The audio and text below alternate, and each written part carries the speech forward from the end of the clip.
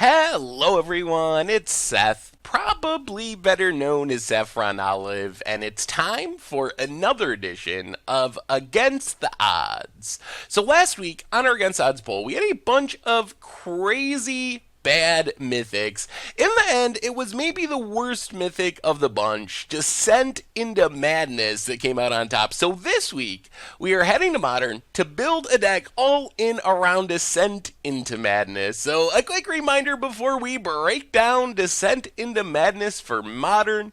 If you enjoyed this deck and you enjoy Against the Odds in general, it would be amazing of you if you could take a quick second, click that subscribe button down in the corner of your screen. It's a great way to support the channel and the site for free. So let's talk Descent into Madness, starting with the namesake enchantment. So Descent into Madness, 5 mana, enchantment. At the beginning of our upkeep, we get to put a despair counter on it, and then each player exiles X permanents they control, or X cards from their hand, where X is the number of counters on Descent into Madness. So this is sort of reminiscent of Smokestack, I guess would be the easiest comparison, although Descent into Madness is a lot more difficult to break than Descent into Madness. With Smokestack, your opponent sacks a first permanent. With Descent into Madness, both players are sacrificing at the same time, and it impacts cards in hand, which are a lot easier for some decks to control than just permanents on the battlefield. For example, a control deck will get wrecked by Smokestack because they're having to sack their lands every turn while they're stuck with these counter spells and whatnot in hand, and drawing a ton of cards with Sphinx's Revelation or Brain Geyser or whatever doesn't really get you out from under Smokestack. On the other hand, if our opponent can keep a Dark Confidant on the battlefield and they're getting an extra card every turn, they can use that card to just keep pitching it to Descent into Madness over and over and over again. So there are some drawbacks, I guess, to Descent into Madness. The good news is there are things we can do to break the symmetry of Descent into Madness. So, unlike Smokestack, we can't really do much about our opponent's ability to work under Descent into Madness, but we can make our deck function really well under Descent into Madness, and that's our primary plan. So, first off, we have Pentad Prism, which is like the perfect ramp spell in our deck. We want to get down Descent into Madness as soon as possible. So, Pentad Prism, we cast it on turn 2 with 2 counters. We're a 2-color deck. We got white mana and black mana.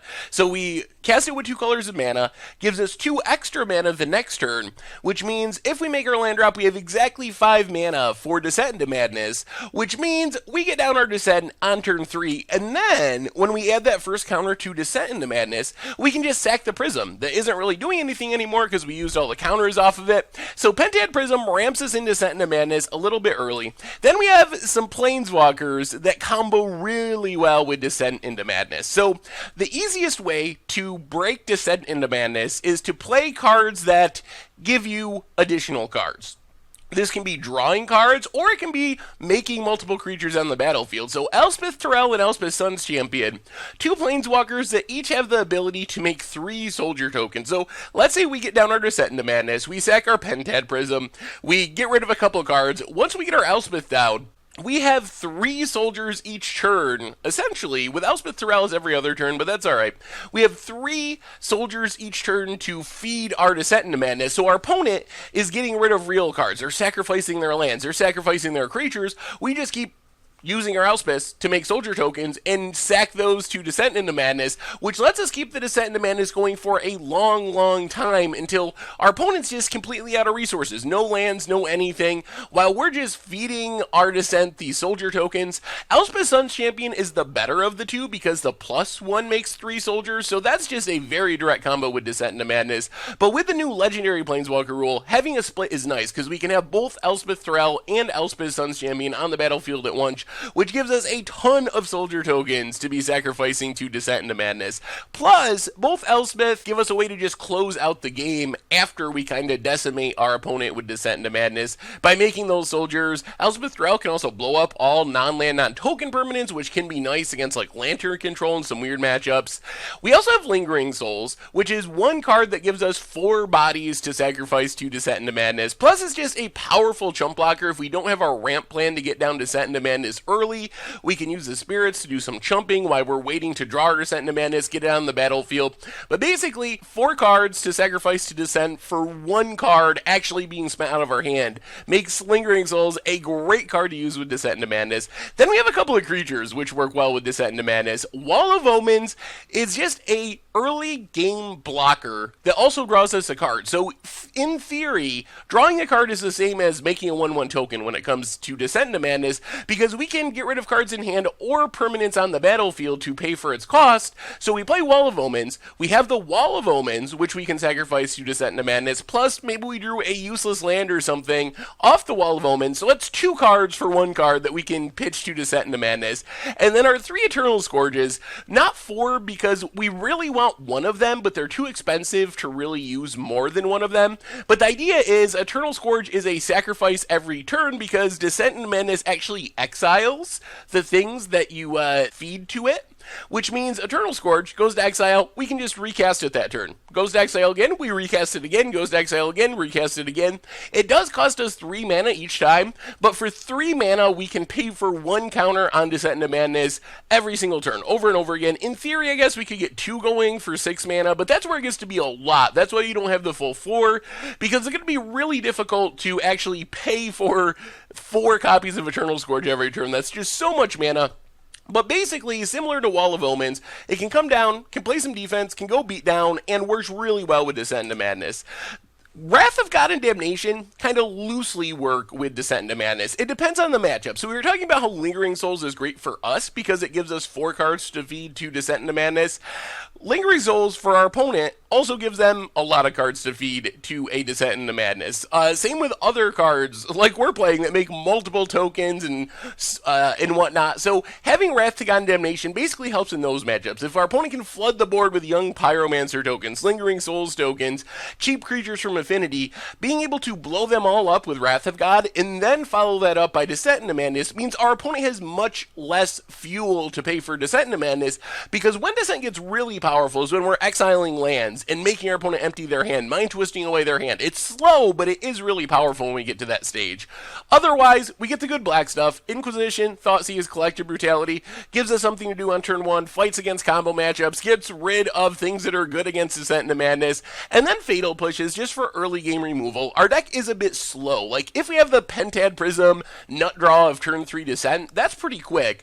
But without that, we're looking at turn 5, turn 6 is where we're kind of starting to do powerful things. So having Fatal Pushes, Thoughtseize, Inquisition, Collective Brutality, those are just cards combined with Wall of Omens blocking, Lingering Souls chump blocking, that help us live long enough to get Descent into Madness online, to get Elspeth online, and that's when we try to take over the game. Mana base wise, bunch of dual lands including Shambling Vent, a bunch of Ghost Quarter effects with a bunch of Field of Ruin, some basic lands. In the sideboard, we have Ley Lines to fight against combo and also discard, Rest in Peace Surgical for graveyard, Stony Silence for Affinity and Tron, Fulminator, mostly for Tron. Timely Reinforcements is great with Descent into Madness, 3 tokens for 3 mana, kind of like a miniature Lingering Souls that also gains us life. Not in the main deck because it's kind of tricky to control in some matchups. If we're up against control, we're not going to get creatures very often because our opponent won't have more creatures than us. If we're up against decks that don't deal a lot of damage, we might not gain the life, but we can bring it in matchups where it's good, and in those matchups, Timely is super, super strong. Another Wrath for removal, Anguish Unmaking, just a catch-all, artifacts, enchantments, planeswalkers, creatures, and one more Collective Brutality, and that is Descent into Madness for Modern, and that's our Against the Odds deck for this week. So how is this deck going to work? And I have to say, I went through a lot of versions of this deck, trying to find one that made Descent into Madness good, and I feel like this one actually does a good job of harnessing Descent into Madness power.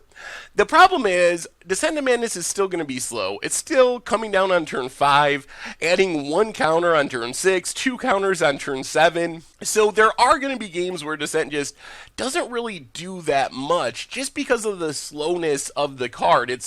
Smokestack is slow anyway, if you're playing it on turn 4, and Descent is significantly slower and harder to control and harder to break than Smokestack.